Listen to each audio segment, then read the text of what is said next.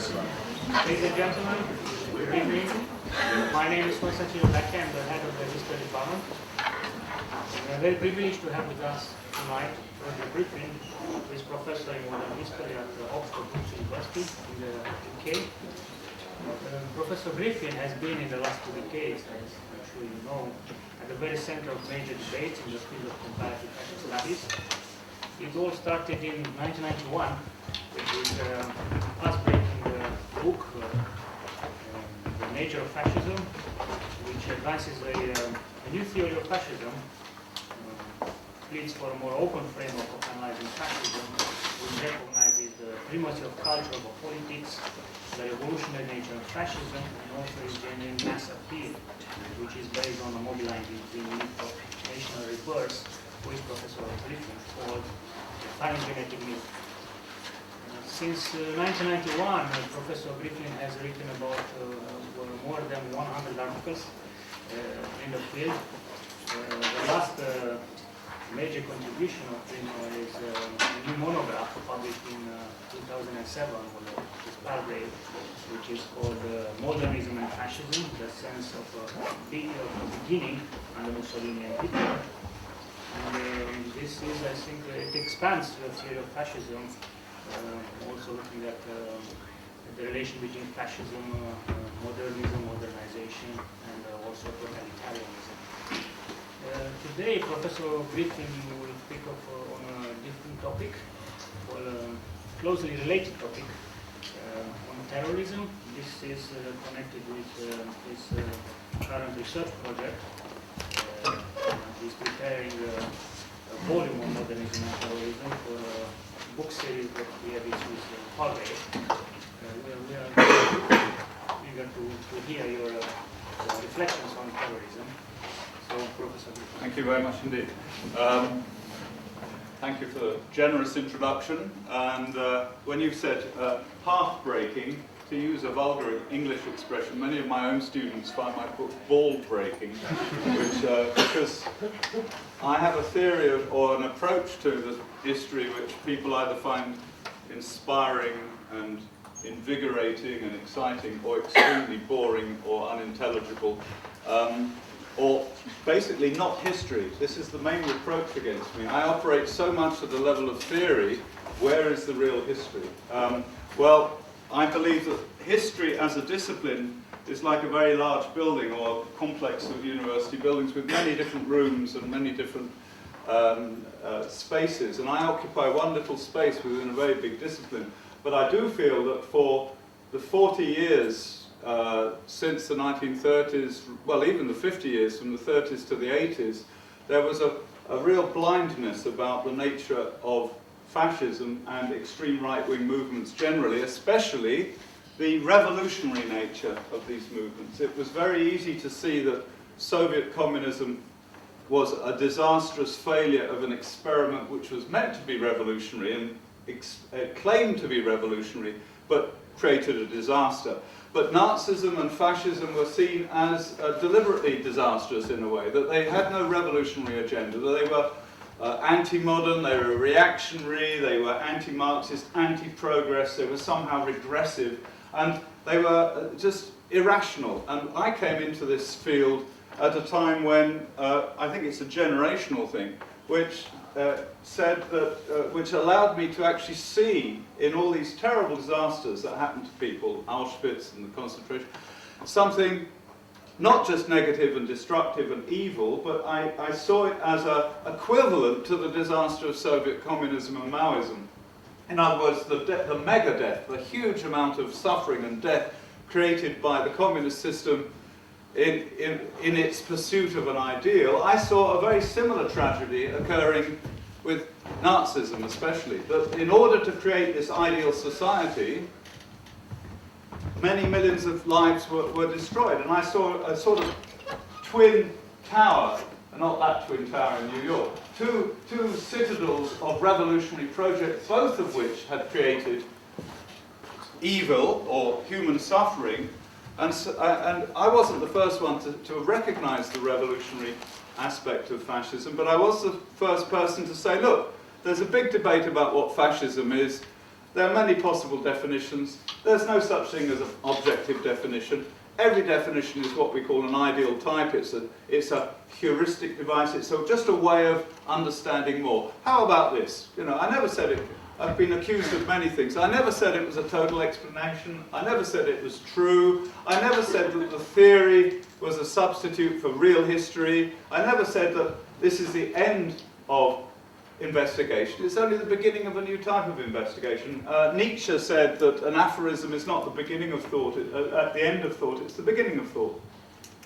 In other words, I wasn't trying to sum up fascist studies and say that's it. In my one-sentence definition, I was simply trying to open up a new way of looking at fascism, the premise of which was to empathize with or try to identify with the vision of fascists themselves. Now, many people found that already illegitimate. How can you take seriously what Nazis say about their own vision? Well, I insist on the fact, and here I follow a very great historian called George Mosse, that you need what I call methodological empathy. Methodological. You don't try to become one with Hitler. But when you read Mein Kampf, it's no use saying this book is written by a bastard, probably mad, and now let's read it. You say, what is this person trying to say? What is his vision? Okay? So if you apply that to, say, Lenin, I don't see why you can't apply that to Joseph Goebbels, for example. So my work is based basically on trying to get into the heads of people and then look at the terrible things that happened when they tried to actualize or realize their visions. And I have, if you look back in the history of say, Christianity or British imperialism or many other projects, you can see again the gap between what the protagonists, what the people trying to create change or create empires believed and what actually happened.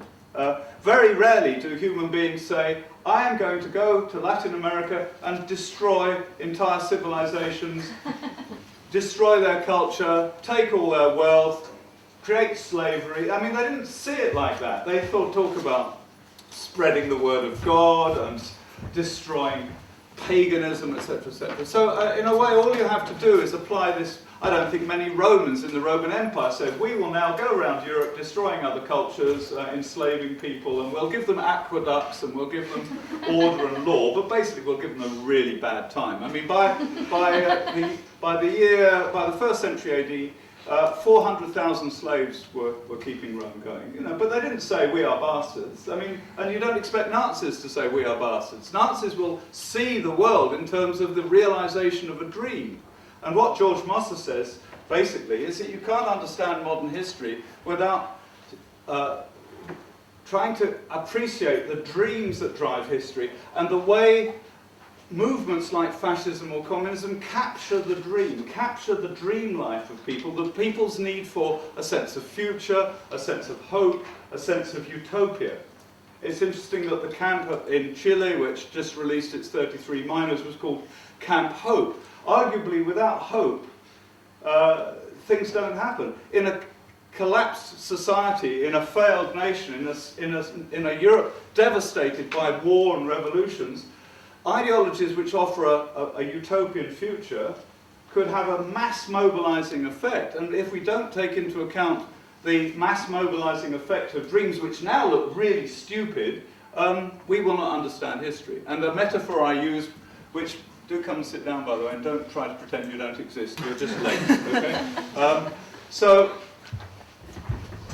What a metaphor I use for English students is if you want to understand a marriage which is going wrong, you have to remember that originally these two people loved each other and they enjoyed sex with each other and they thought they would spend the rest of their lives together. And look where it is now. And similarly, if you try to understand Nazism or Christianity and they're not the same, yeah? If you try to understand them in terms of what they do in history, you will not understand. I mean, who could ever look at the Spanish Inquisition and infer the dream of Christ's redemption? I mean, you can't work it out, but as a historian, you can see how the dream deteriorates. Now, it's from that background that I approach terrorism. I teach an MA on terrorism. The idea is not to produce English terrorists. You do not have a practical at the end of the course. But this is an application to another phenomenon of the sort of approach that I developed to fascism. Terrorism has been associated in the popular media mind with evil, barbarism, psychopathology, the war, modernity, nihilism, or sheer inability to love America, and lots of things. It's obviously an incredibly complicated subject. It has spawned an enormous literature and lots of academics writing about it. A little bit like nationalism. You're too young to know this, but after 1989, nationalism became the great industry. You could get money for grants to go and talk about nationalism and the rebirth of nationalism. And then as we were getting bored with nationalism, fortunately for people like me, 9/11 happened, and suddenly we have a new subject to go to conferences on and write books on, and I shudder to think what the next thing will be. I mean, what has history waiting for us to keep people like me employed? I don't know. But people are obsessed with definitions. I mean, I wouldn't get stuck on that. I just thought I'd knock one out. The deliberate strategic use of extreme violence against human or symbolic targets. These symbolic targets often contain human beings, as did the twin targets, or the American barracks, or a bank, or whatever, associated with the enemy. A hated ethnic group, profession, policy, institution, society, or state, or whatever, something you hate, symbolically, for what it is. Carried out within civic space, or at least outside traditional contexts or spaces of military context. I wouldn't bother to write that down. Anybody who's obsessed with this lecture, I can give the PowerPoint to Constantin and you can have it. So I wouldn't bother to take notes. Right. So why do they do it? As part of a campaign to achieve a pragmatic or utopian objective pursued by individuals or groups who see themselves in an asymmetrical relationship of power and force with a particular administration, state, society, regime, or entire civilization, to which they attribute their current impotence or the degradation of their cause, values, culture, nation. Now that's all very abstract. But take the IRA and Britain, right? Britain had colonized Ireland. They'd used demographic and ethnic policy to take Protestants and plant them in Northern Ireland to try and destroy Catholic Irish culture. It was a deliberate policy of cultural genocide.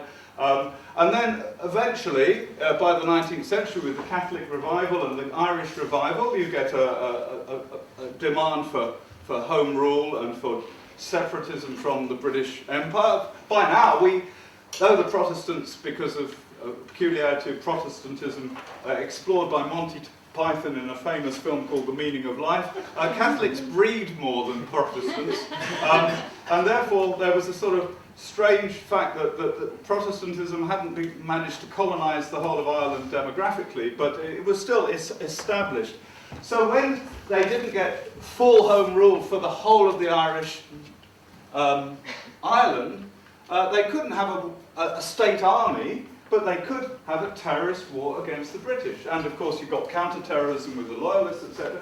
So this is a sort of the degradation of that's one sort, who did they attack? They attacked police stations and barracks, and they also ended up attacking the general population, a high area of Protestant population. They would put bombs into it. And I think in the mind of the terrorists, they had nothing against the individuals living there. These were like symbolic acts which killed people because Protestants were part of the problem. It was no fault of individuals, but collectively.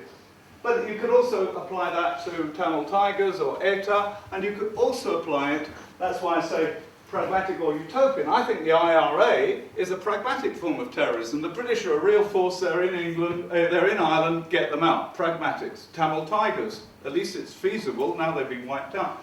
ETA,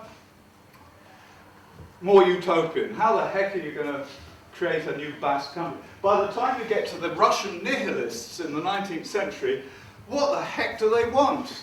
I mean, what do anarchists really want? Do they really want the whole of the Russian state to disappear and no state at all? Let's have no state at all. So I think you could almost have a hierarchy from feasible, and incidentally, the state of Israel was created partly through successful terrorism.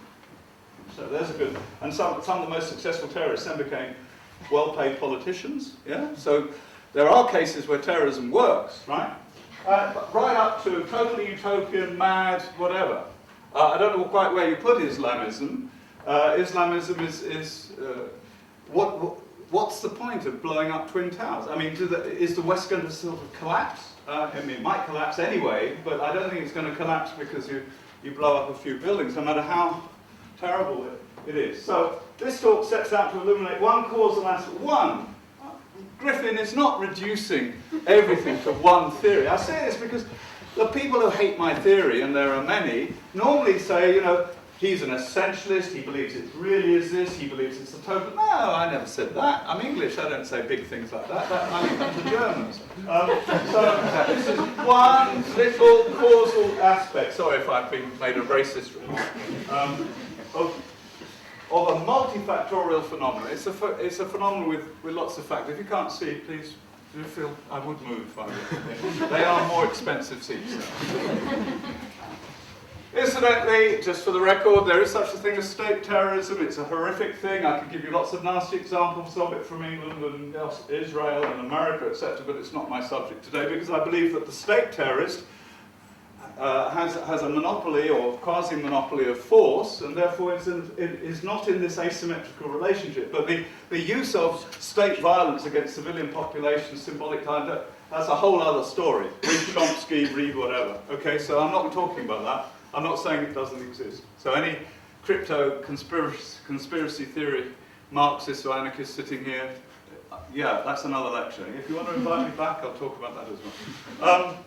There is a natural tendency to assume that terrorism, especially Islamism, is a form of barbarism belonging to an earlier irrational age, or where religion is involved, a rebellion of fundamentalism against modernity. Now, fundamentalism implies going back to the origins, back to the original meaning of a religion. And therefore, in terms of spatial location, there's modernity, that's being here and taking a taxi and flying home tomorrow. And then there's fundamentalism, which is somehow located in space. They want to go back. They want to go back to the 8th century desert in the Middle East, or they want to go back to the, I don't know what the IRA would go back to a mythic homeland of the Irish. The Basques would like to go back to the age of Atlantis, or whatever. Yeah. Or it's hatred, it's evil, it's hatred, they want to destroy things. They're like spoilt children. If you've ever been with a child with a tantrum is a lovely fai capricci in Italian, where you just want to throw your toys out of the pram. You just want to destroy everything. And that these people are unmodern people in a modern world. That's the title of a book about terrorism. It's terrible to be born into a modern world where people like using sort of iPhones and things, and what you want to do is be basically in 8th century Arabia or 8th century Europe and be, you know, in touch with the land, or everybody knows each other. So you hate the modern world, and it's very easy to construct it like that. In some cases, such as separatist struggles against perceived alien occupation, incidentally, for the Nazis, the partisans were terrorists, and they were fighting something holy, something important. I mean, so terrorism, you know, depends what your values are. Anti-Nazi, Basque, IRA, Zionist, Tamil Tiger, Serb, nationalist, or against the social practice, animal rightist, pro-life movement. In some cases, considered immorally barbaric. Yeah, I've said that before, so I'm repeating myself. Some tactics of terrorists have an overt pragmatic end, which is in itself rational. It's not actually totally utopian at all. That bit doesn't really fit very well. However, by focusing on the most patently utopian and unrealizable terrorist causes, a particular causal syndrome can be postulated, which may play a role in all acts of extreme terrorism at a psychodynamic level. And what I'm talking about today is the psychodynamic level of what goes on inside the terrorist's head. And here we're back to Mosse, with the idea that you have to get inside the head of these people to start actually making sense of it. You won't be able to get it just from the outside. Especially where, and this is an extreme act, you know, dying for your cause, that's pretty amazing, isn't it? I mean, of course, if you're a humanist, when a mother dies protecting a child. That makes sense, that's human. But what about dying for God, or dying for Ireland, or dying, you know, this is amazing. What's going on there? Animals don't tend to do that, you know? I mean, we have Meerschweinchen, what are they called? Guinea pigs at home, and I mean, they're very sweet and cuddly, but I can't imagine guinea pigs sort of sacrificing themselves for the cause of guinea pigness or some abstract cause, because it's a very human thing. So the key to this approach is to probe into the special state of mind required to carry out terrorist acts. Now, without going into too much detail, there's a body of literature which I will be going into in my book when it finally gets blooming written, which suggests a particular psychosocial syndrome is involved, which requires no abnormal psychology. In other words, we're not dealing with madness or psychopathology. We're dealing with normal human nature. I keep telling my students, you can't run the Third Reich with psychos. Psychos don't turn up. You can't invade Russia with a sort of million army, because they're not, I mean, people with dysfunctional psychological disorders are very bad at driving tanks. You have to have normal people with a cause which makes them behave, put all that intelligence and training and modernity into a cause, because it's no use seeing the Third Reich as evil and mad and Hitler was a psycho, because that is a bad historical explanation. It might explain Hitler, but it doesn't explain Nazism. Okay? Now, what I'm suggesting, and again, if you're straining to see this, do move. You're not interrupting anything. There's a body of literature which suggests that terrorist acts are performed in what I'm calling here a cultic state of mind. Now, a cultic state of mind, I suppose if anybody's an extreme football fan, by the way, I would not recommend being English these days if you like football, because it's a catastrophe. I don't know what's happened to Rooney. I think he's had voodoo magic put on him. And England has somehow lost the ability to play. But people who know extreme passion about any sport or any activity know what it's like to be part of a cultic state of mind. When you're in it, extreme things that look to other people as mad suddenly feel quite sane.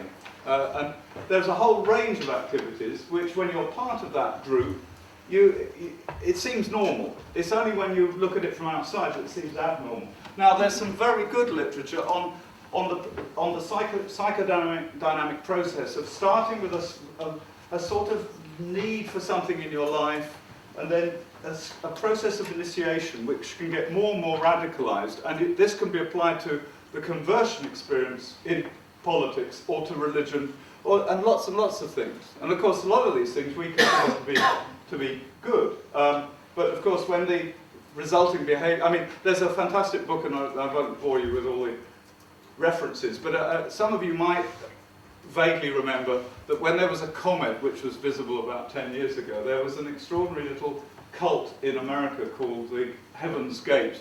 And they'd convinced themselves, oh dear, that behind the comet was a mothership. These were people who watched too much Star Trek. And that if they killed themselves, they would become one with the mothership. Well, for all we know, they might be fun if they were right. And we had no. But a woman who'd been part of another cult, a left-wing cult in America, a sort of Socialist Workers' Party sort of cult, has written an amazing book about the process of gradual, she's documented the way quite normal people gradually got to the point where they actually killed themselves for this transformation, because human beings have a deep drive towards transformation and renewal and rebirth. If anybody's seen The Silence of the Lambs, a lot of people haven't picked up on the fact that the butterfly is a symbol of transformation. And the guy who does all these terrible killings, he has a bathtub full of chrysalises turning on. It's a rather crude symbol, but basically he wants to become a woman by covering himself with female flesh. It's a complete psycho. But the impulse is absolutely human. It's the impulse to be reborn.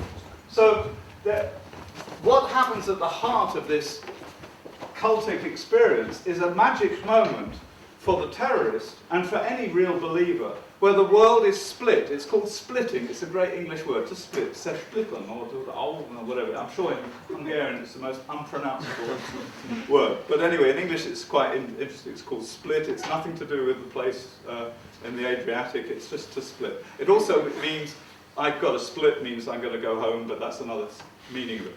Now, if somebody gets far enough into a cultic experience in a political context or a religious context, there's a moment where the world splits between good and bad.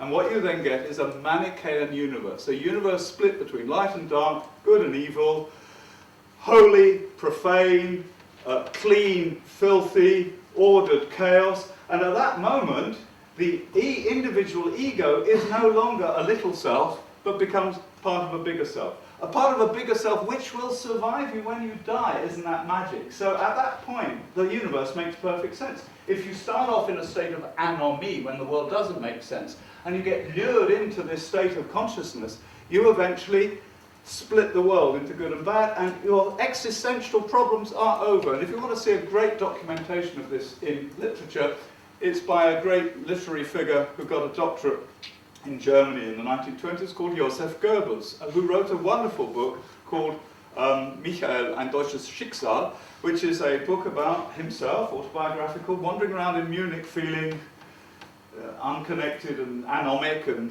he goes to see a Van Gogh exhibition and says, wow, this is fantastic, this guy's on something, you know. I mean, Goebbels loved Van Gogh, and he loved Edvard Munch, and you know, people get the wrong idea about the Nazis, they're quite nice really. And at the moment where he discovers his new worldview, he suddenly says, I know that a new law is coming, ein neues Gesetz, a new law is about to emerge in history, and at that moment when he realizes it, he says, I am a titan, I am a god.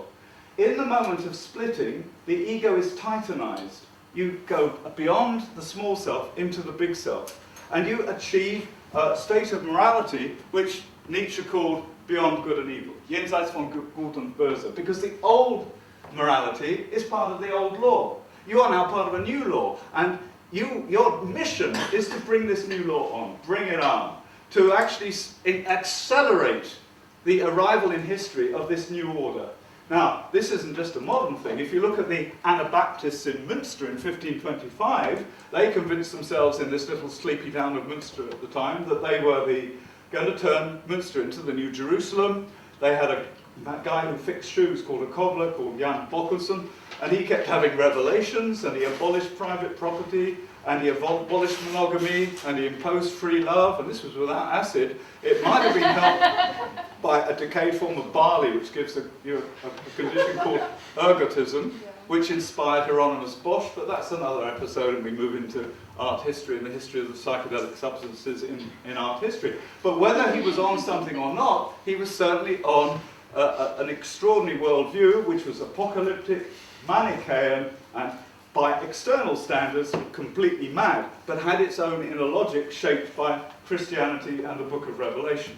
Now, so this is not a new thing. However, in the new context, in the modern world, where modernity is shattering belief systems, if somebody is suffering from a general background of suffering from modernity, you know, existential anguish, so you become obsessed with fruit machines or pornography or twittering or whatever, but your soul is still empty, you may become, in an acute social breakdown situation like you got in many places in interwar Europe, including Hungary, you may become available to a political cause. And that, when you join that political cause, you have the same experience of titanization, of the simplification of the world into good and bad. You know your enemies are communists, or they're Jews, or they're nationalists, or they're whatever, yeah? And you are next thing you know, you're firing, you're shooting, or you're killing, or you're torturing, or whatever. So I'm suggesting that terrorists, the behavior of terrorists can be illuminated by a study of the psychodynamics of conversion experiences, cults, and this process of psychological splitting, which actually solves the problem of existence for people in an acute sense, state of anomie. So here it comes out in academic English, the splitting, whether the result of a gradual initiation and radicalisation or epiphanic That means revelation. Conversion produces a Manichaean universe in which the self is aggrandized, titanized, and projected into the good protagonist engaged in a cosmic struggle. The struggle is a cosmic one. The universe is reduced to your struggle and the rest of the world. To the point where the IRA, terrorist, could believe that the enemy was the British, and the rest of the world disappeared. You don't care about the rest of the world. You end up being a bomber. Or if you take, say, the Unabomber, an extraordinary guy called Kaczynski, who was basically tortured while he was at university, never take part in a psychological experiment at the CEU, you don't know what's going to happen. You look at this guy Kaczynski, and he'd been experimented on as part of the American defense program, using drugs and all sorts of psychotherapy. And I won't go into the whole detail, but he ended up totally alienated from academia, from technology, etc., built himself a little hut in Montana, and planned to avenge himself on society by creating these incredibly beautifully crafted bombs, which he then used to blow up randomized people from university campuses, etc. And he wrote this extraordinary thing, which you can get on Google. If you put in Kaczynski, the manifesto, you'll see this thing. It's a sort of, well, it's probably a grade B+ essay about technology. I mean, this guy was not stupid, but he created for himself his own, without a group, he created his own cult. And he sat in Montana, sending stuff to the press and blowing people up. Now, I'm not saying he wasn't psychotic by the end, but he got there through quite a rational route. If you take somebody like Timothy McVeigh, he fights in the first Gulf War, he comes home, he's disaffected, his disaffection is politicized by rifle groups and patriotic societies, and he ends up blowing up the Murrah building in Oklahoma as a symbolic strike against ZOG, Zionist Occupation Government, which is how liberals, Jews, homosexuals, United Nations, others have taken over America. It was a pointless gesture. He died. He was injected in a state of total fanaticism. He knew exactly what he was doing. And if you want to see a film which is a magnificent study of the whole syndrome, you see Taxi Driver by Scorsese. Totally awesome film. Totally awesome film. This guy, the central guy, played by De Niro, really cool guy. He's been in Vietnam. He comes back, disaffected, no real life, no emotionally shattered. Becomes a taxi driver. His sense of degradation and the collapse of America gets deeper and deeper. He then falls in love with a woman who looks rather pretty, who's working for a senator. The senator gets back into the back of his taxi, and he talks, and the senator says, like you do when you're a candidate, just a candidate, says, you know, what do you think I should do? He wants to get a quote from the taxi driver for his next speech. And this guy says that you've got to get rid of the filth. The whole of New York is getting filthy. I want to vote for somebody who will flush all the filth and dirt down the toilet. He's developed an obsession with cleaning up America.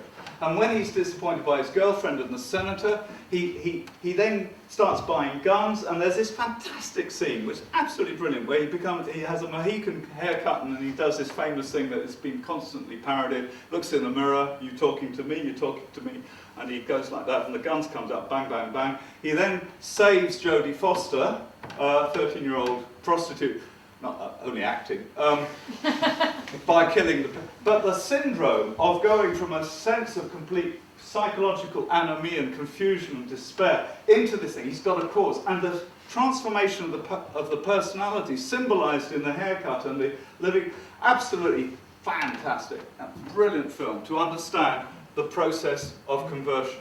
And in that moment of finding your cause, the cause becomes sacred. Now, this is a source of confusion as well. The sacred here is not just about religion. It's anything that means so much to you. I mean, there's this ironic football song in England about he's football crazy, blah, blah, blah. And it's about the way the football has become like a religion to somebody. And we use that word loosely, but I would argue psychodynamically, if you fall in love with somebody, I mean, it's about fetishization. It's about the way bits of the world can be magnetized and fetishized and turned into a source of the sacred. And even if you're fighting for a deeply secular, anti-religious cause like communism, the communist cause can be sacralized to the point where you're fighting for something sacred, certainly something worth dying for.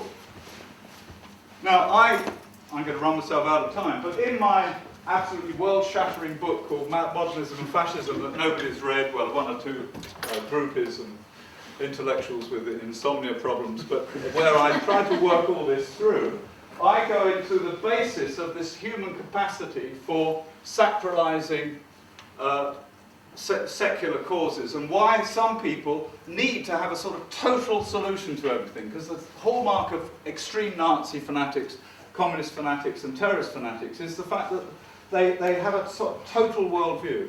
That's what we mean by fanatic. Incidentally, the word fanatic comes from the Latin fanum, meaning a temple. Profane means outside the temple. A profanity is something that is a blasphemy because it attacks the religion. So a fanatic is somebody in a state of holy rage, a sort of private jihad, okay, if we're going to use that word. And I use this metaphor of the black hole. Now, one of the things I love is the fact that modern science has provided me with a great metaphor, because once upon a time, certainly in my lifetime, and that's been pretty long, but not as long as the history of the planet, though it sometimes feels like that, the black hole was a mathematical possibility, and then they found a few, and now they've found that every galaxy has a black hole. Not only that, but the black hole, by sucking in everything around it, creates a sort of spiral motion, and it's the black hole that can actually generate star systems by imparting spin. So the paradox of the black hole is that the very nothingness and destructiveness of it creates something. And that actually, if you want to get really sort of hippie, mystic about it, we are only sitting here because of a black hole, which created the spin, which created our solar system, and then eventually the bit came off the sun and span around and cooled down, and you start getting life, and here we are in Central European University. Isn't that a freaky thought? So I use this as a metaphor for the fact that the black hole of despair, which can suck you up and destroy you and turn you to drugs and crime and women or men or whatever you like, can also create a need for some sort of total meaning, total purpose, something to give your life to. And that it's the very existence of the human capacity for despair that drives culture. What cultures are total meaning-giving systems which are produced by the human need to have an artificial sky in front of the real sky, because the real sky is scary. Pascal, major French complicated thinker, le silence des espaces infinis m'effraie. The silence of infinite space freaks me out, though he didn't actually use that in the French. If we didn't have that blue sky and we were constantly looking at the immensity of the cosmos, then we would be completely freaked out all the time. But as it is, we have this beautiful illusion every day. Well, not in England, because you just have grey cloud. But blue sky, grey cloud, at least it's not infinite, okay? Similarly, cultures create an artificial sky which allow people to stay sane. Even when they're lethal cultures like the Aztecs, at least they keep people sane. I mean, our need for meaning is such that the Aztecs actually believed that if you didn't capture enough warriors and rip their hearts out, the sun would die. Now that is a bad myth. But my point is, it's typically human. It's certainly bad if you're a captured warrior. But the point about cultures is, it doesn't matter whether they're mad or sane or nice or progressive or English or Aztec, the fact is they all serve the same purpose. They give a sense of purpose and meaning, they explain who you are, where you're going, etc. Modernity wrecks culture. Modernity creates a permanent existential crisis. From the late 19th century onwards, all the major intellectuals in Europe, Dostoevsky, Tolstoy, Ibsen, Nietzsche, D'Annunzio, listed, and probably some unpronounceable Hungarians as well, had a sense of decadence, of the death of culture, of the loss of soul, Entzauberung, Entsehnung, whatever you're going to call it. Ordinary people, the bourgeois, the great thing about being bourgeois is you haven't got time for existential crises because you're too busy commodifying the world and fetishizing money and trying to worry about you know how to rip off the world as much as you can. But artists were exposed to the existential crisis of modernity. When the First World War hit and killed all those people, followed up by a pandemic of influenza and a collapse of empires, and I think you might know a little bit about the collapse of empires in Hungary, yeah? It created an objective crisis which went with the subjective crisis, and what came out of that? The black hole had its effect. You get new ideologies, you get extreme communism, you get extreme nationalism, you get anti-Semitism, you get extreme racism, you get eugenics, you get all sorts of new isms, all of which tell people what's gone wrong, who's to blame, who to kill, who to love, and so history organises itself around these fanatical isms. Virus signature database, etc. Oh, thank you very much. I've got a virus. I've got a virus. Stay away. What? I'm being blocked. That's antivirus terrorism. Yeah, but so black holes. Oh, incidentally, how about he was popular once. Do you remember there was a popular president? And they gave him the Peace Prize. Now, isn't he great? How about this? I don't know whether he had a ghost writer called his wife, but this is.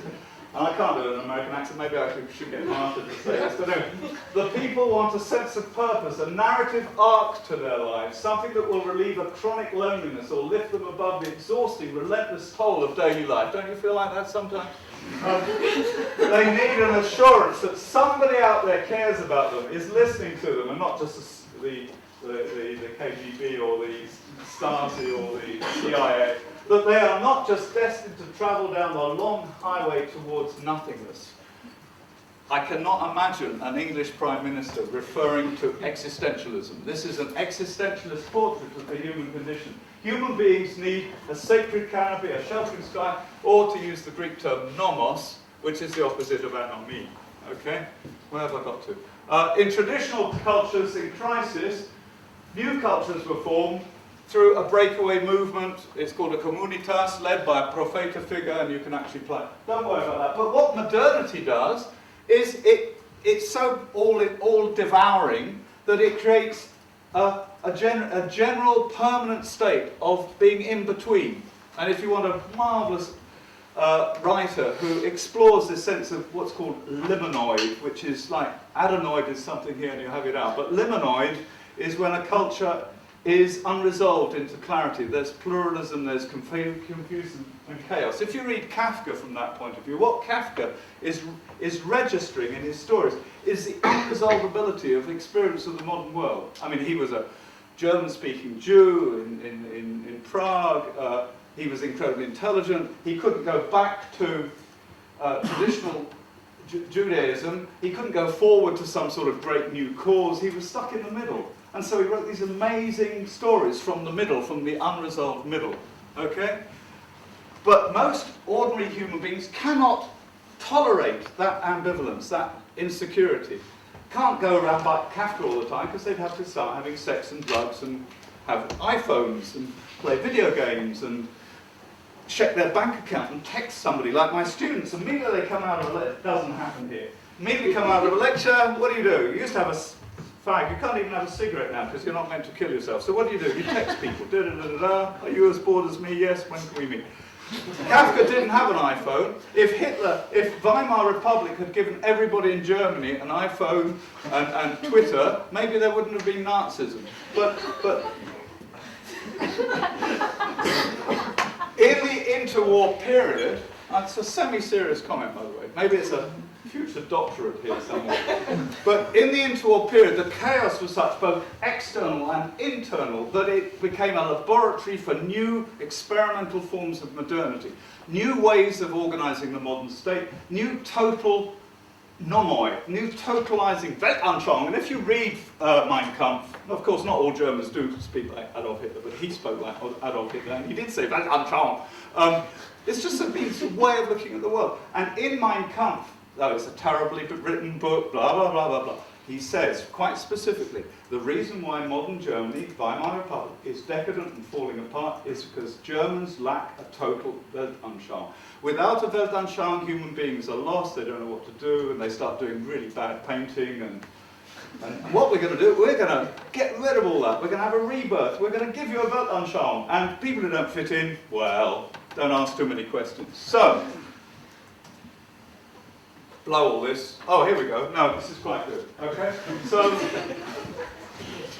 the hardwired, you know hardwired as software? And if human beings are programmed by their bio-whatever history to look for a sacred canopy and a totalizing cause, then people in a particular state of anomie or liminal situation will tend to develop fanatical mindsets. Now, how about this for an analysis of Russian anarchism? You've got an intelligentsia They've got a lot of French. French is very bad for a Russian brain. It makes you very confused, okay? They can probably speak German as well. They can't believe in the Tsar, because it's obviously crap, okay? And they can't become French. I mean, it's very difficult. And of course, the French don't like you speaking their language anyway. So basically, what did these Russian intellectuals do? Some of them, not all of them, but some of them started trying to create a new way of being Russian. And they couldn't go back. They couldn't go forward. So they go into a state of absolute hatred of everything in society. And you get Nechayev, who writes the Catechism of a Revolutionist. Google it. It's freaky stuff. This guy declares war on all society. He says in 1880, you have to cut yourself off from your family, you have to not talk to your mum, you have to go into a space and you learn everything you need to blow up the world. You know? Now, what the heck did Timothy McVeigh, especially a guy called David Copeland, we had a guy in London called David Copeland. He was a loser at school, he didn't even like the BNP, because he didn't have any success with him. Gets into digs, that means a room in Sidcup, which is one of the most boring places in England. He has a computer, he has a white rat, he has pictures of Hitler, and he radicalizes himself. He ends up declaring a war on society. He becomes a member of he becomes Obergruppenführer for Sidcup because of a neo-Nazi website for the National Socialist movement, and he is appointed virtually as the Gruppenführer of this non-existent Nazi movement in Sidcup, little town outside Oxford, outside London. He learns how to make bombs from an anarchist bomb-making site, and he reads Christian identity pornography, which is intellectual pornography, many forms of pornography, okay, not just sexual. And he ends up carrying out 3 bomb attacks on London. The first in Brixton against blacks, the second in Brick Lane against Asians, and the third, he said, this one's personal, against homosexuals in Soho. They eventually captured him. But he had radicalized himself. He got to a point where he saw himself as a lone missionary fighting the world. So I believe that the sort of explanation I'm talking about actually adds to the understanding of things like Russian anarchists, the Meinhof group. Here was a group of middle class, some of them were women, all this stuff about it's men, it's women as well. Baader Meinhof, Ulrike Meinhof and Gudrun Esslin, nice middle class girls, part of a generation who felt that their parents had not done enough to stop Nazism. They see the German state in West Germany supporting America in Vietnam. They say, we are not going to do what our parents did and not act, we must act. So what do? They start setting fire to clothes shops, robbing banks, capturing bankers. I mean, this is crazy. They go to the Middle East to train to be terrorists. They hijack planes. They're fighting. They've got into this cultic state. They have to rob banks to get money. They're often on acid. They're often having sex. They live in this sort of little hippie acid terrorist commune. And they've created a sort of personal, total worldview. And if you then look at what was happening in the Brigata Rossa in Italy, or the black terrorism, what were they doing when they blew up a train in Bologna? Bologna is a red city, it's a communist city, let's blow up a train. I mean, what the heck is going on? But those individuals had been reading a guy called Julius Evola, and they wanted to fight against bourgeois American westernized society, and they got into this cultic state. And they were confusing the symbolic world with actual limbs and blood and real human beings. So, I will stop, but anything nice I've said here? Oh, look at this is Nietzsche, look at this. The revolutionist despises all doctrines and refuses to accept the mundane sciences. He knows only one science, the science of destruction. Wow, you know, it probably sounds even better in Russian. But look how he says, the object is perpetually the same, the surest and quickest way of destroying the whole filthy order. Now, every single language in the world, when you Manichaeize the world, that there's good is pure, and that side is filthy. The name says it's dirty. It's about toilets, it's about excrement, it's dirty Jew, dirty Arab. Get the filth out of the world. They create this cult of purity, which means the destruction of the filthy. And here's the T-shirt from McVeigh, the Tree of Liberty requires, you can Google it, the Tree of Liberty needs to be refreshed every so often with the blood of martyrs. And that was a quote from Thomas Jefferson. And it was on his T-shirt, and it was like a mantra terrorist revolutionary thinking. Incidentally, the major influence on him was the book called the Turner Diaries by creator of the Alliance, anyway, I forget his name. But the Turner Diaries has a precise description of the blowing up of a public building with a van full of nitrate from fertilizer, exactly what McVeigh did. And the Turner Diaries is a total paranoid scenario about fighting for the white supremacy by killing everybody else in the world. Absolutely scary stuff. Pierce, William Pierce. Here's that quote from Taxi Driver. Well, this is what he says to the senator in the back of his taxi. He should clean up this city here because this city is like an open sewer. It's full of filth and scum. Sometimes I can hardly take it. Whoever becomes president should really clean it up. Know what I mean? Sometimes I go out and I smell it. I get headaches. It's so bad. It's like they never go away. It's like the president should clean up this whole mess here. He should flush it down the fucking toilet. Well, I know what you mean, Travis, but it's not going to be easy, says the candidate. It's not going to be easy. And that's the classic politician's response. And when society doesn't do it for you, you do it yourself. Blow all that. Finally, applied to Islamists. Most of these Islamists are people who are very literate, they're well-read, they're educated. They can't go back to traditional Islam. They can't go forward to total westernization. And they go up out of the liminal space by creating this sacred cause of a war against the West, which is a travesty of genuine Islam. Islam is not intrinsically terroristic any more than Catholicism is intrinsically the Spanish Inquisition. But by reading the right text or the wrong text and putting it together, you create your cause. So I believe that, yeah, blow it, yeah. Oh, well, here's some books that make me look less mad. And of course, that's a book that makes me feel completely less mad because that's mine. But that's a fantastic book on the Om cult. This is the last slide, so don't worry. Look at the title, though, Destroying the World to Save It. In the Om cult, the Shinrikyo cult created by this guy in Japan in the 90s, hated the Americanization of Japan, wanted to go back to some deep spirituality, had a sort of hippie mixture of Buddhism and yoga and all sorts of stuff. He ends up recruiting really bright Japanese people. They build a microwave oven big enough to destroy bodies. All the people they killed, they microwaved to a point where there was nothing left. I don't know, it's a sort of English cooking principle. And if the chemists they'd have recruited had made proper sarin, they would have killed over 250,000 people. But it was impure sarin, and so it only killed 3 people and injured another few thousand. But I mean, basically, it could have been a catastrophe. And he was actually working on nuclear weapons to blow the world up with, to save it. There's that logic. There's that logic of palingenetic logic. We must destroy the world to build a new one. Unmodern Men, I agree with this amazing book, but I disagree with the word unmodern. I think this is an alternative modernity. Al-Qaeda and what it means to be modern, extraordinary book. Blood That Cries from the Earth is a fantastic study of religious terrorism, terror in the name of God. In this book, which is based on interviews with terrorists, she says a remarkable thing. She says, you've got to realize that these terrorists experience bliss. They experience the bliss of total certainty. In a modern world full of doubt and confusion and nobody knowing exactly what they're doing, so they end up at university, like my students, trying to find the way. They know so much that even when they die, it really doesn't matter. This is, without understanding bliss in Indian philosophy, Ananda, you will not understand terrorists. How about that? And she's still got a professorship. And this book is a very interesting book by, which you can't see the title of, Fundamentalism, Totalitarianism and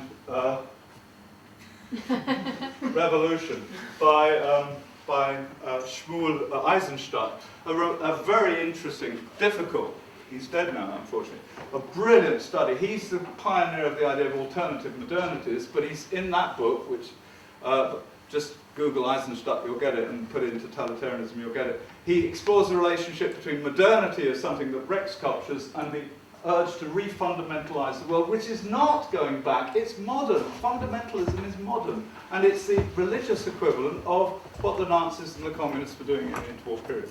So you will either think you've been listening to a madman, or that I'm absolutely brilliant, or somewhere in the middle. But I would say, whatever you're doing, that we have to have some sort of working model of belief and what makes people feel that life is worthwhile, and the idea that the need for total meaning is not a sort of perversion. Maybe the real weird people, and this is what Nietzsche said, he talked about the last men, people who actually think that shopping or the latest Nokia or whatever is somehow important, maybe they're the weirdos. I mean, maybe it's useful for society if the majority of people do limit their values in life to material consumption and where they're going to spend the next holiday. But I would actually argue that with Nietzsche, that actually it's the extremists who actually are the most human, and it's tragic that some people in their drive for deeper meaning, instead of embracing ecology and a planet in distress and try to go multicultural and multi-faith and multilingual, will actually narrow their world down to violence, because we need extremists, but extremists for humanism and not extremists for revolutionary causes that kill people. Thank you very much indeed.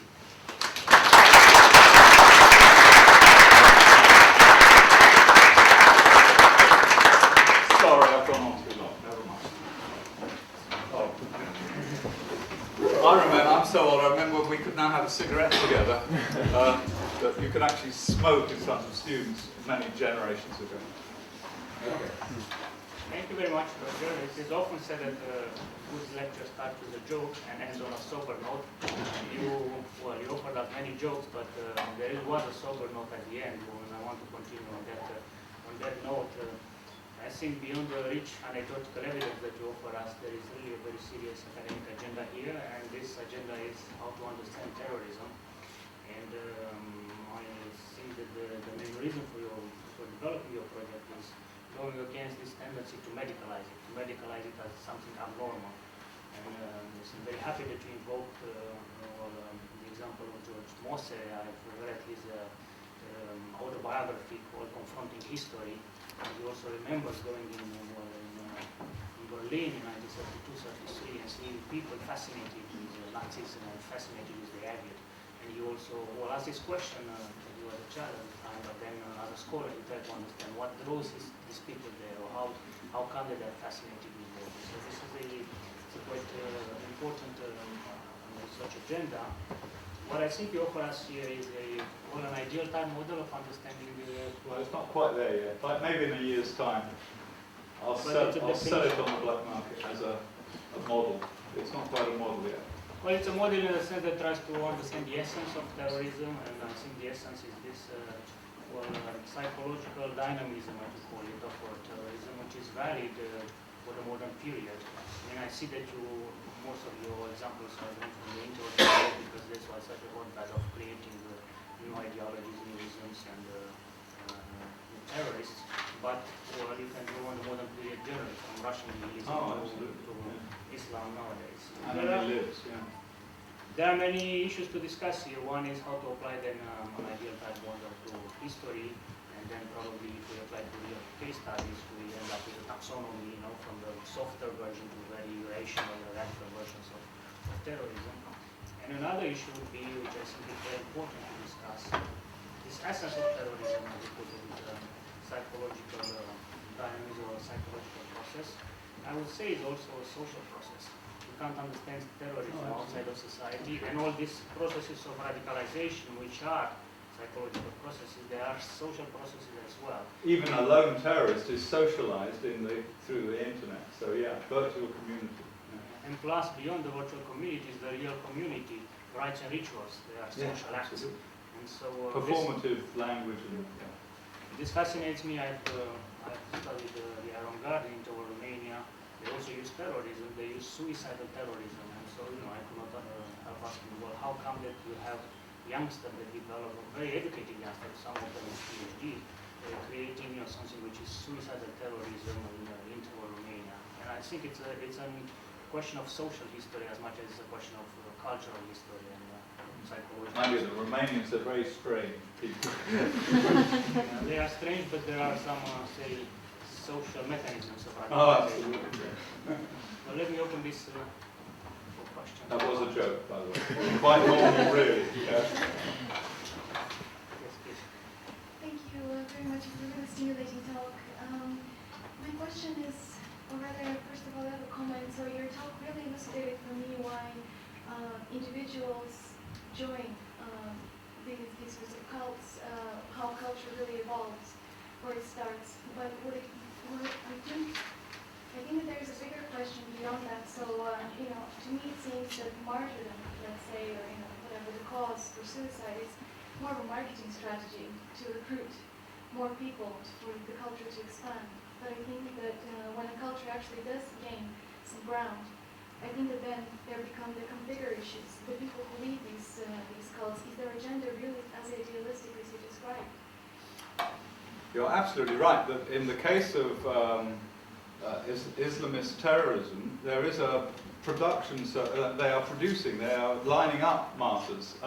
I still would argue that what draws the martyrs in, it follows this pattern. So if you take the perspective of the woman, quite often it's women now, who are recruited, they play on their idealism, their longing for some, paradise. And this thing about, I keep reading in the press, these young men and men commit suicide because they want lots of virgins in paradise. Well, that doesn't apply to to women, because there's no promise of 11 stripping studs in paradise in the Quran.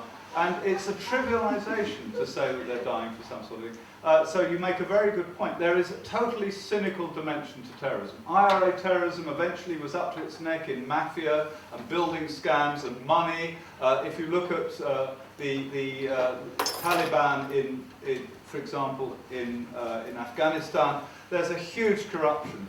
There's a huge corruption in Hamas, Palestinian terrorism, and in Hezbollah.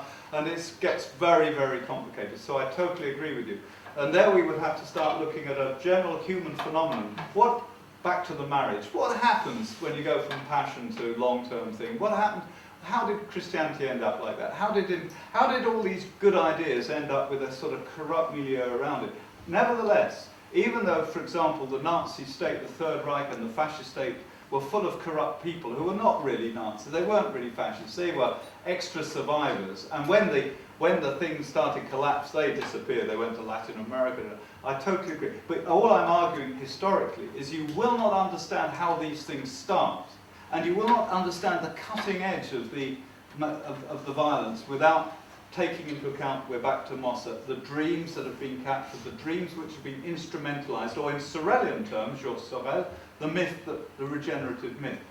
Totally agree with you, this is an hour, there's a lot of aspects. But if you start with the corruption, you won't understand.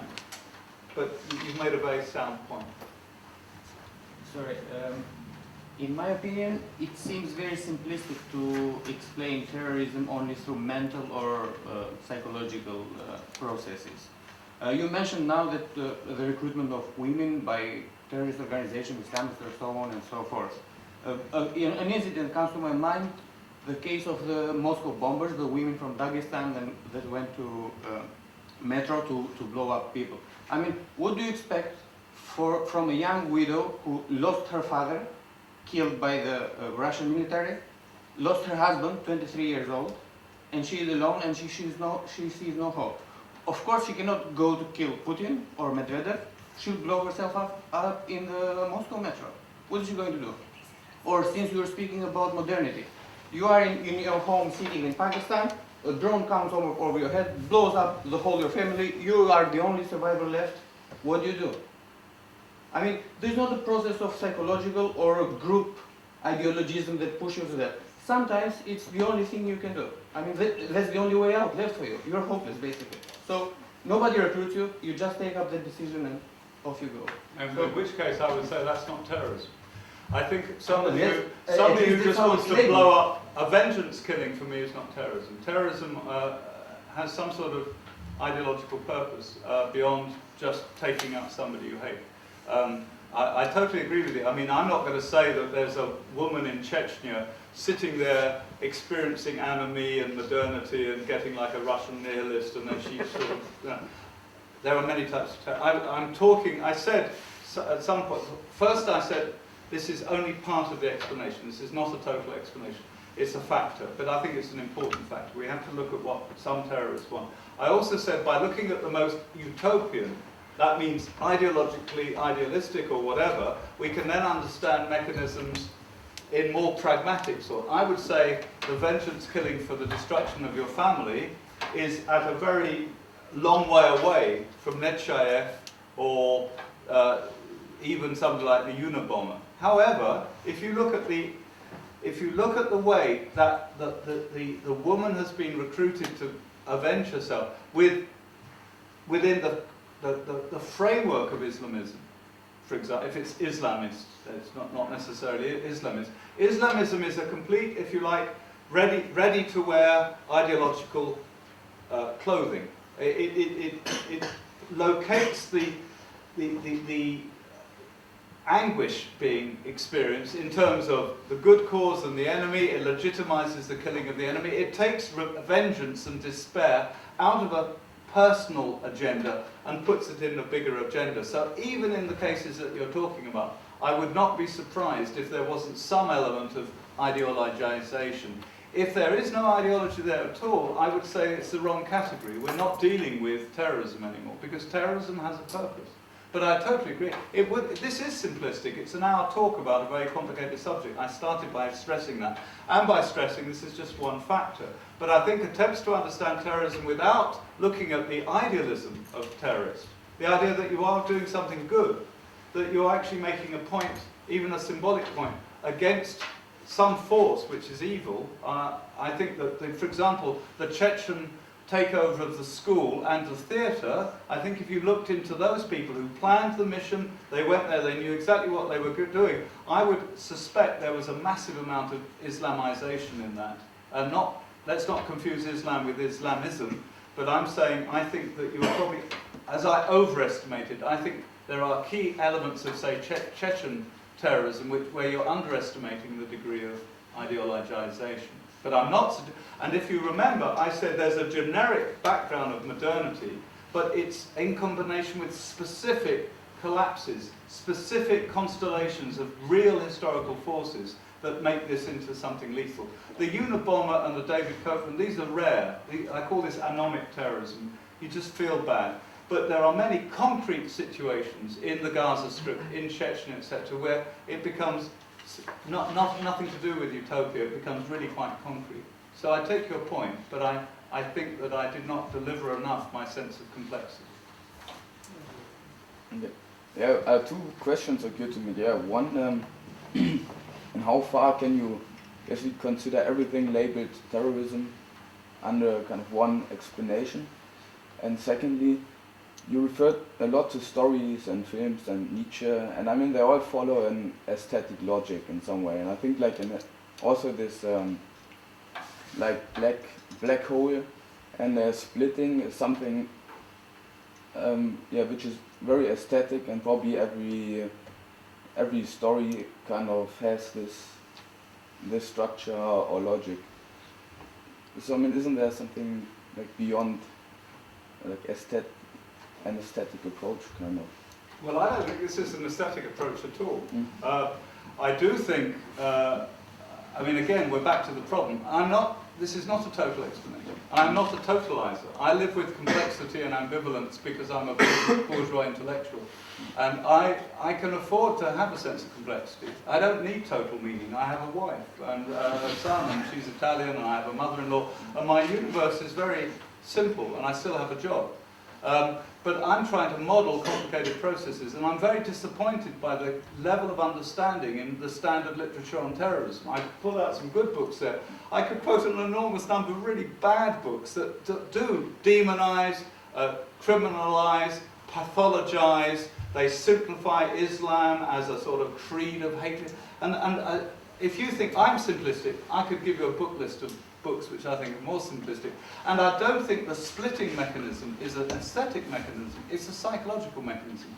And I could give you a big list, but that doesn't prove anything at all. But I believe that the moment where you convert to a total explanation, splitting takes place. And in fact, if anything, this is socio-political. It can also happen just at the level of, I mean, I remember when you get to my age, your life is like archaeological layers, and it's like you can go down to many layers. And in the dear old 60s, which I lived through, when there was real music, I had an incredibly simplistic worldview. And I remember this experience of being part of it. Every time I listened to a Bob Dylan record, I was not alone. I was part of an invisible virtual community of people who knew what was wrong and knew what was evil, and we were, just by being happy and young and having sex, well, I'd never had the sex, I was living in England, but I knew people were, and drugs, I never had drugs as well, but I put on the Bob Dylan record, it really didn't matter. I was part of this community, and I speak from within. This isn't aesthetic. It takes aesthetic forms, but I believe there's a very deep... my grandfather was a fundamentalist Christian, and I didn't understand him until much later. But the language of fanaticism is very familiar to me.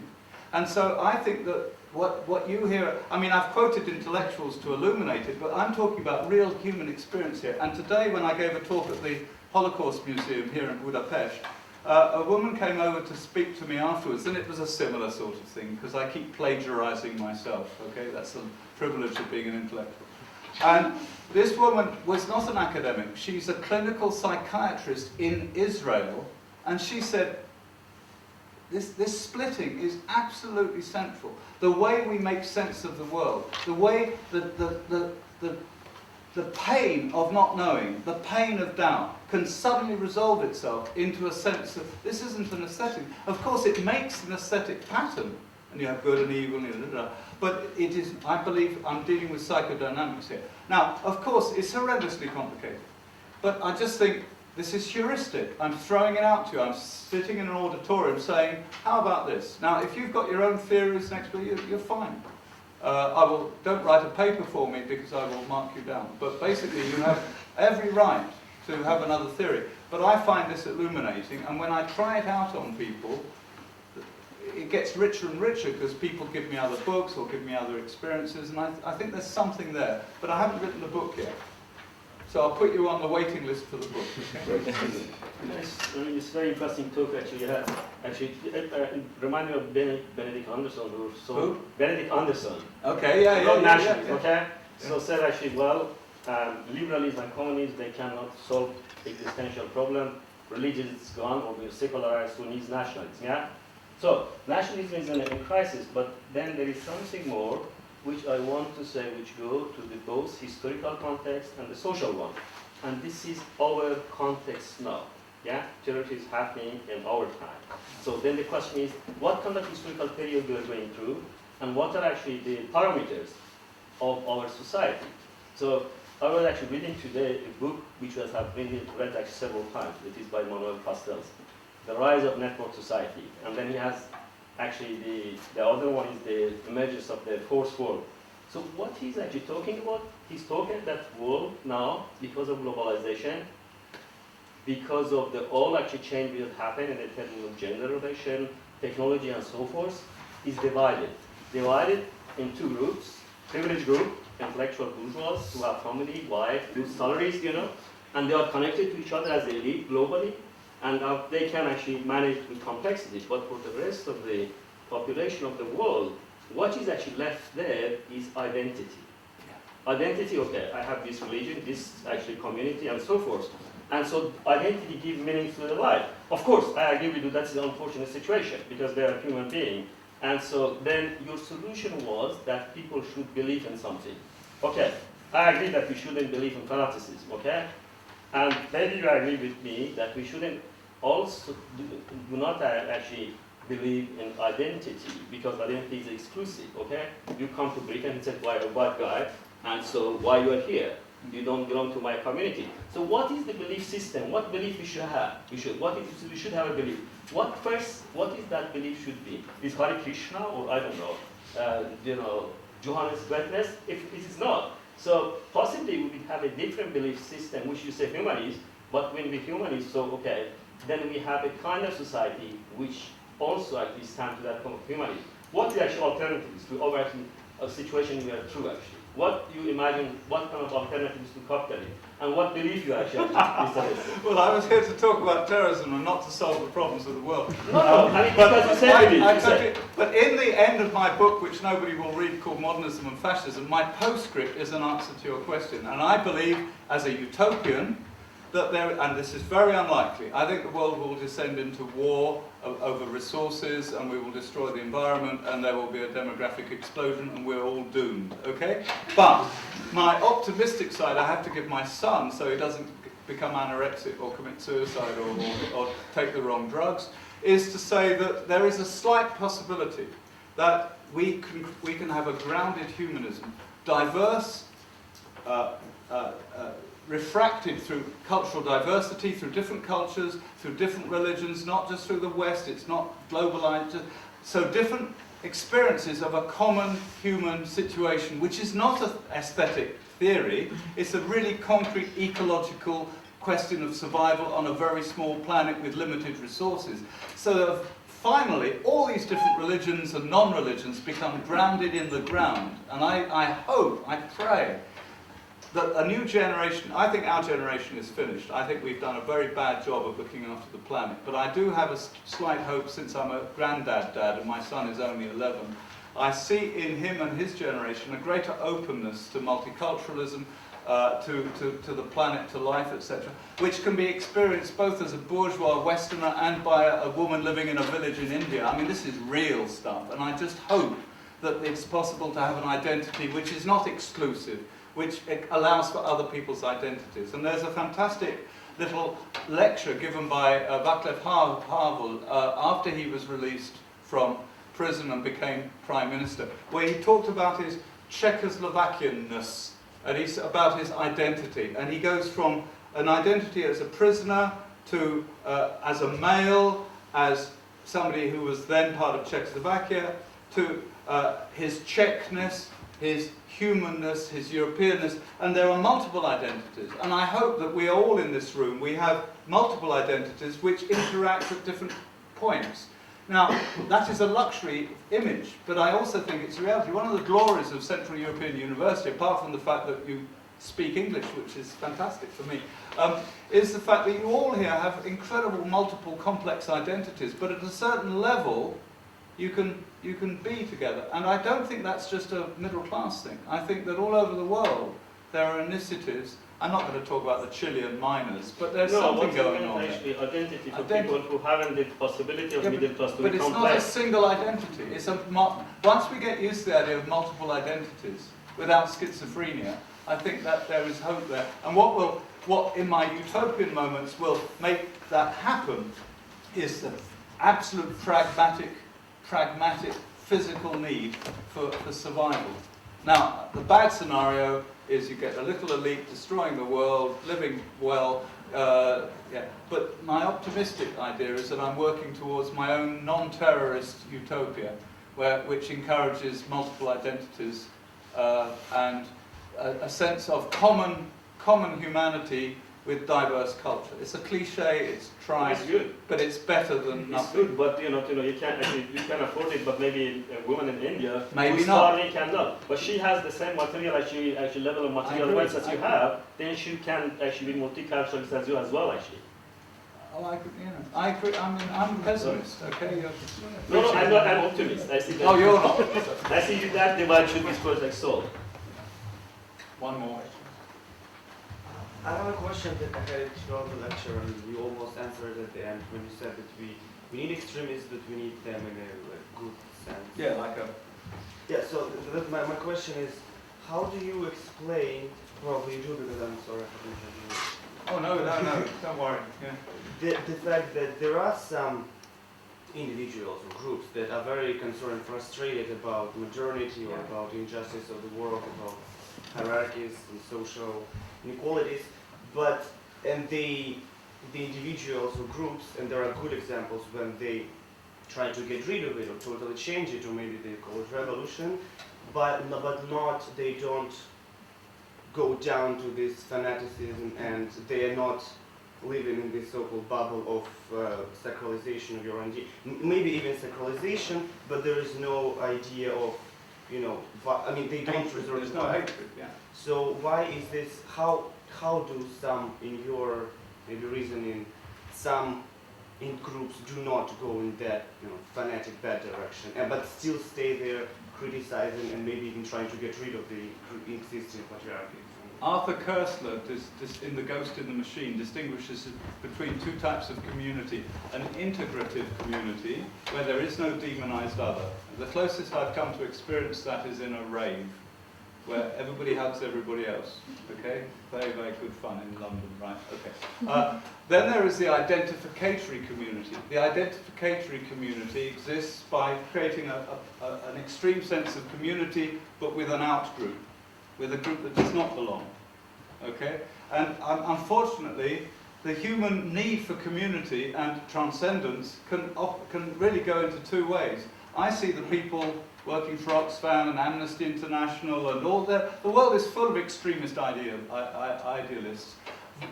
Voltaire was so passionate about abolishing torture that he almost single-handedly fought for torture to be abolished in France, and it was not used again until the French Revolution and the terror, etc. So you can be a fanatical rationalist, you can be a fanatical humanist. There's no contradiction there. Fanaticism doesn't necessarily mean destructiveness. So what we're talking, exactly what I'm talking about, is a sort of a generation of people who are fanatically concerned with the world in a way that does not create demonized people that you kill. We need some of those in government. We need some of those going out into the world, and they are there. This is not an invention. It's just that they're not normally seen of as fanatics. But I think ultimately I cannot explain. Personally, I hope that even in extreme conditions, I would not end up hating and wanting to kill somebody, but maybe I would. If you want to see a great novel on that, not aesthetic, Camus' La Peste, The Plague, it's all about the fact we don't really know who we were. I don't know how I would react to torture or the Gestapo. I hope I would, but there may be such pressure if they use my family, etc. I don't want to judge anybody at all. But I do know that in this Manichaean view of humanity, there are good guys, and they are marvellous, and I've met some of them. And I'm not a good guy, I'm somewhere in the middle. I'm living in Oxford, that's not very good. It's too safe. But there are these terrible people, but I tell you, destructiveness and evil have a disproportionate effect on history, because for every fanatical killer, there are thousands of invisible people who are loving their children and trying to just get food together, etc., etc. And it's all about some terrible imbalance of power on history. And so I can't answer that, but yes, I'm talking about, there's what Nietzsche calls the last men, the shopaholics, the people who've basically given up, and then there are, if you like, the people who are part of the Nietzschean extreme new men, the supermen, superwomen, are in two communities, and there are people who fall for dangerous myths, and then there are people who are fighting for what I consider to be good myths, the sort of myths that could save the planet instead of destroying it. And so it's a cosmic battle. It's like a video game, and you are all part of this game. By becoming multicultural, multilinguistic, qualified people, you are really in a battle situation, and it's going to get worse and worse. And history will test you. I'll be dead by then, but history will test you, and you've got to have values. And I think what CEU, from what I can gather, is trying to do is not just to generate degrees. It's also to equip you to be in a rather scary but extremely beautiful world. It's a sober note, but an apocalyptic note, but healthy apocalypse now. Also an optimistic note. Yes. So let's end on this optimistic note. Thank you very much for this unconventional but very challenging.